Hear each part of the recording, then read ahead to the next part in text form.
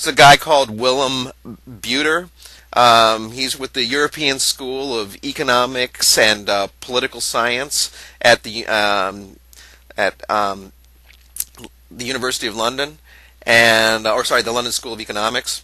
And this is from an article that he wrote, actually a paper he delivered called "Lessons from the North Atlantic Financial Crisis."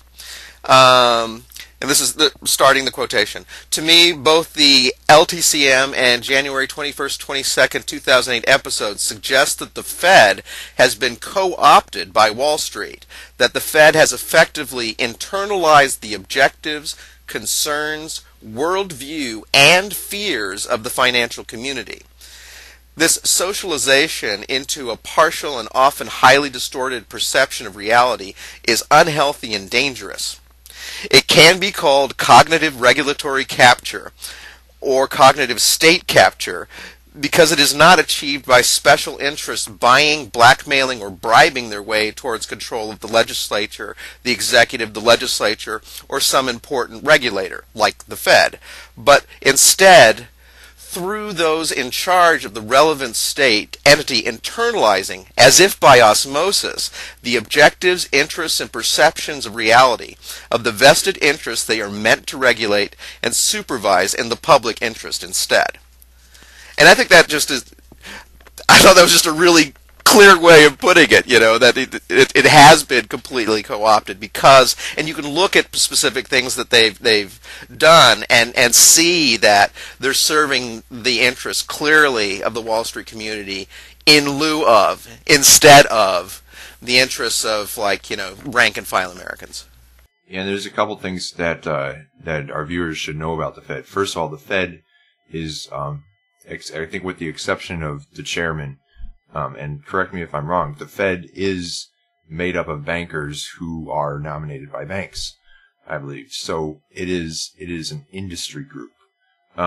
Secondly, in response to this crisis, we've seen a lot of lobbying by the Fed and the administration on behalf of the Fed to give the Fed even broader regulatory powers. Basically, it's the use of the crisis by the industry in order to seize more power to regulate itself, I think is the best way of looking at it.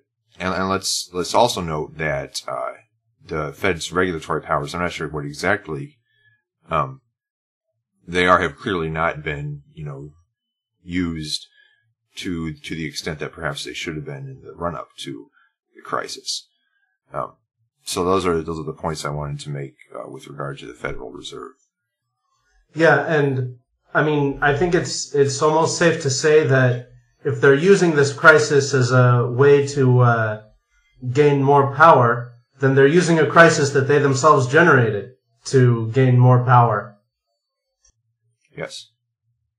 But that's just like the typical way things that are done. One of the other articles I was reading was talking about changes in what was it called, New Source Review, which was basically a policy that was instituted during the 1970s, that if a power plant, usually a coal-fired power plant, was to make any kind of substantial adjustments to its operation, that it would then have to, upgrade and make all the advances to come into compliance with the Clean Air Act.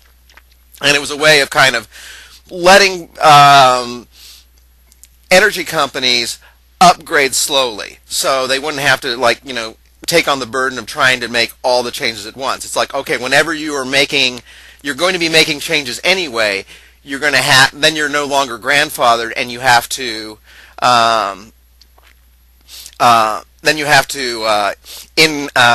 make the adjustments, and you have to come up into full compliance.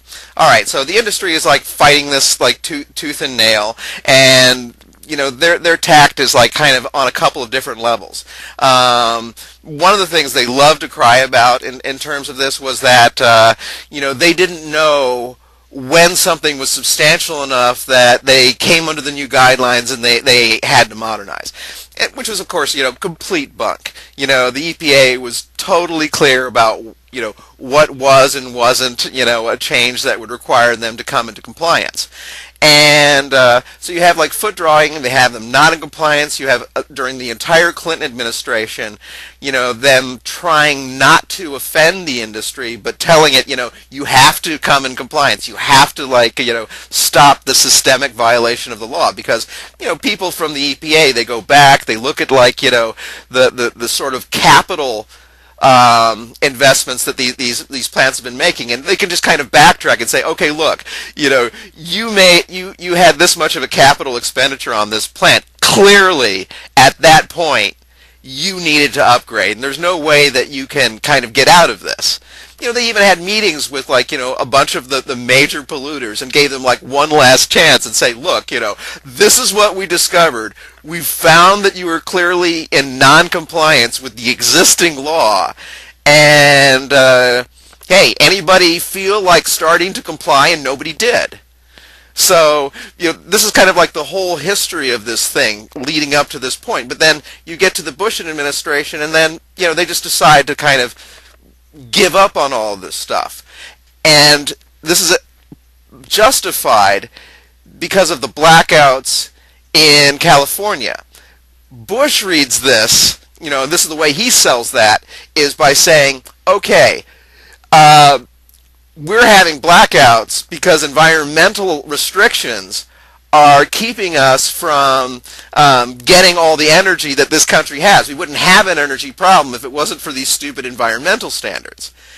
Now, we find out later, of course, that the blackouts in California have nothing to do with the environmental regulations and everything to do with price fixing.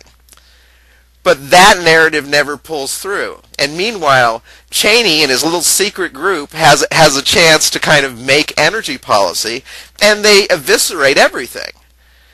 And you have all these energy insiders, making the rules. I mean, Bruce Barcott had a great article and talking about changing all the rules, where he talks about kind of the whole way that this happened. And there's this one thing. Let's see.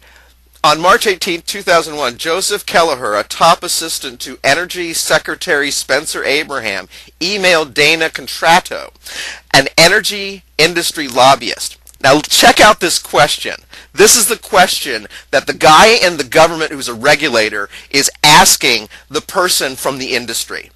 If you were king or Il Duce, like Mussolini in Italy, what would you include in a national energy policy? So that's what regulatory capture sounds like.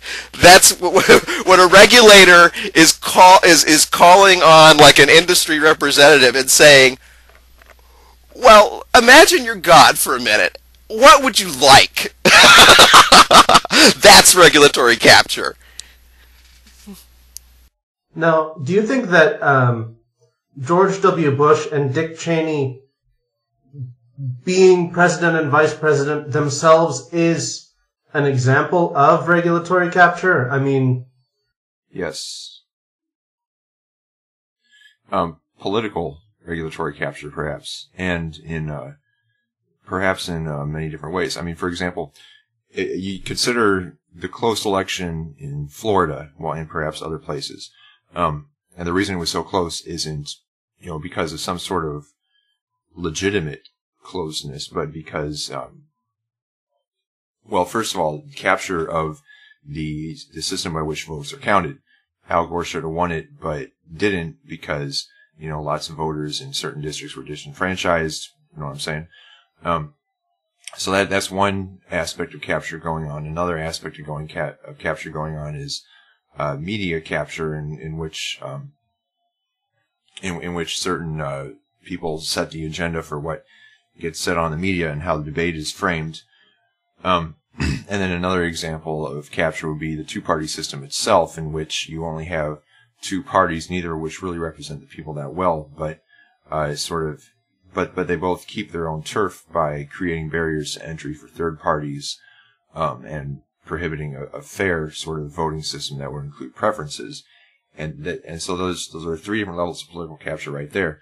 Then there's another level of capture in the way that Dick Cheney himself has ascended to power within the system and then was ultimately selected as vice president. Basically, due to his connections to industry and so on and so forth. And so when you look at the Bush administration and maybe even most administrations, you see a lot of what should be obvious examples of capture going on. And that's not to mention the fact that Bush's cousin was hired to call the election on Fox News.